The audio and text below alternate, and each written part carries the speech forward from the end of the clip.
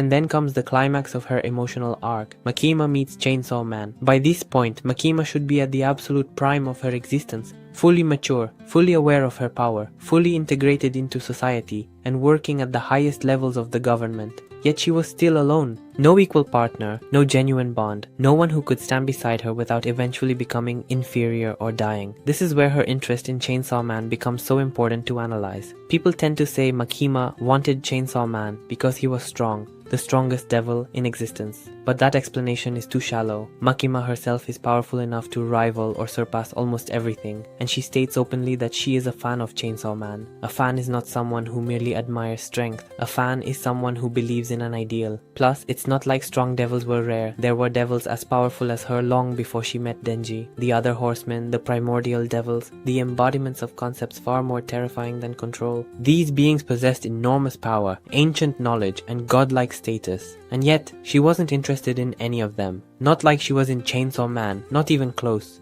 So the question becomes, why? Why him? Why only him? My personal conclusion, and the one that lines up with Makima's psychology, is that she didn't just see the strongest devil in Chainsaw Man. She didn't just see a potential equal. She didn't just see power. She saw a hero, a genuine, mythic, legendary hero. She literally calls him the hero of hell. Not the king of hell, not the strongest devil, the hero. That word matters. It reveals what she truly admired. Not raw strength, but the idea of someone who fights for others, someone who destroys evil, someone who brings hope simply by existing. Makima, after centuries of loneliness, loss, and longing for equal relationships, finally found someone who embodied everything she wanted the world to become. Not a tyrant, not a monster, but a savior. She didn't only want Chainsaw Man because he was powerful. She wanted him because he represented something she could never be, something she desperately wished existed at her side, a hero strong enough to stand beside her and change the world. Everyone calls him Chainsaw Man, but only Makima gives him the title Hero of Hell. That's already significant. Names carry meaning, and Makima is a character who chooses every word with intention.